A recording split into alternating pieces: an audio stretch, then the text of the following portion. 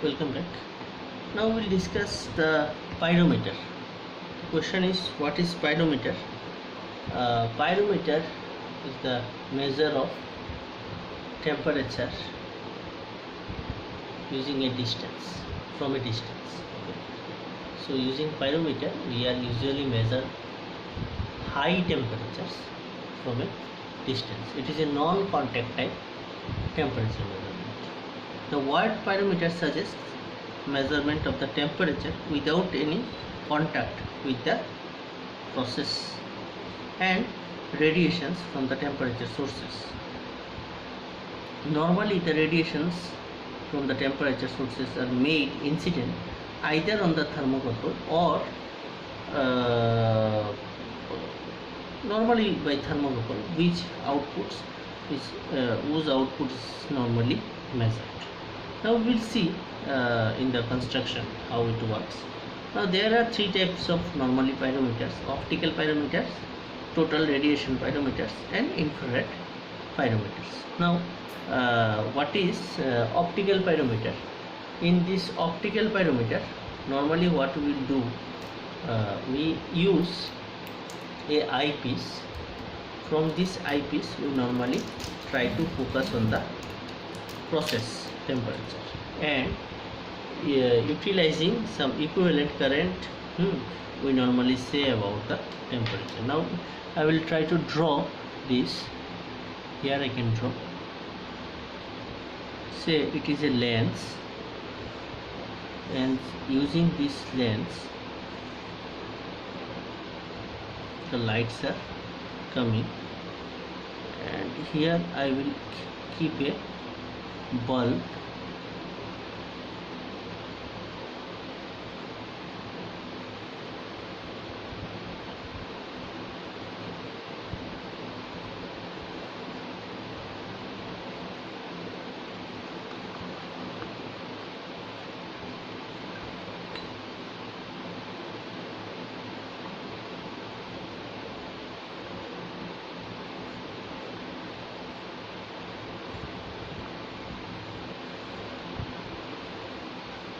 You see, here we will take a protective filter, and here the eyepiece will be there. You see, here one plate will be there, high temperature plate. From this plate the radiations are coming. Now this radiation will fall into the filament. Not clear actually. This will fall into the filament. Now you see, here one filter will be kept so that this radiation must not affect your eye, and your eye will be here. You will see from this eyepiece. This is called the eyepiece. Through this eyepiece you are actually seeing the temperature. Now using a electrical circuit we will pass some current I. This current will flow through this tungsten bulb. Okay. Now due to this current it will be heated. This filament will be heated, and as this process is heated at high temperature, it will glow. This plate will glow, radiate some heat. Due to the radiation, say it is glowing in the optical range, means say it is red. If it is a red color, okay, then according to this red, this filament into this filament also we are passing the current I.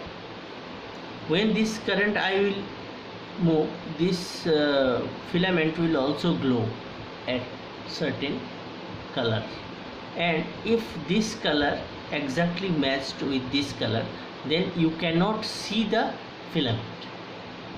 Okay. Now question is, at a particular current I, this will happen. If this I is less than the rated I, then also the filament will be visible due to as its temperature is less. And if this current I is greater than this rated value, then also it will be visible, because it will glow more than what actually the process glows. So based on this principle, we actually measure the temperature. Now the question is, what actually we are measuring? We are measuring this milliampere current. Okay, so we are considering that this current value, this milliampere value, is equivalent to the temperature of the filament, and hence this is equivalent to the temperature of the process. So it is directly a indirect type of measurement. For calibrating these things, we have to know the process temperature. Say it is at 2000 degrees centigrade. At 2000 degrees centigrade, we will perform this experiment and we will try to find out the I at 2000 degrees centigrade. Now again the low range, say it is 1000 degree centigrade. At what is the I for 1000 degree centigrade? It will be some milliampere. Let's say it may be 1.5 milliampere, it may be 0.7 milliampere.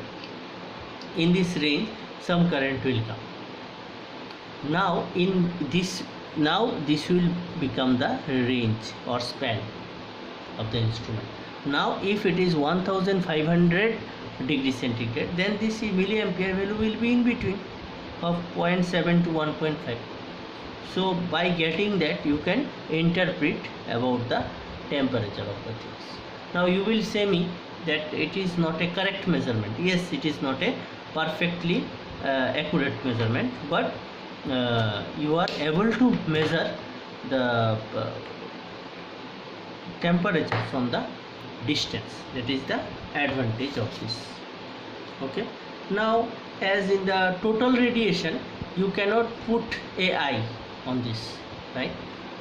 This is the, whatever I have explained, this is a optical pyrometer.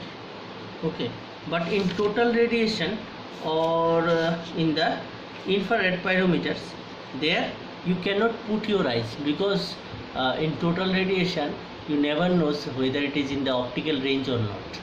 It may be beyond the optical range, as infrared is also not visible from the eye, so you cannot put your eye over there. Then what we have to do? We have to rely on the radiation absorbed by some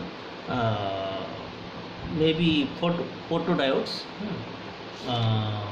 or thermocouples in this way, or photovoltaic cells.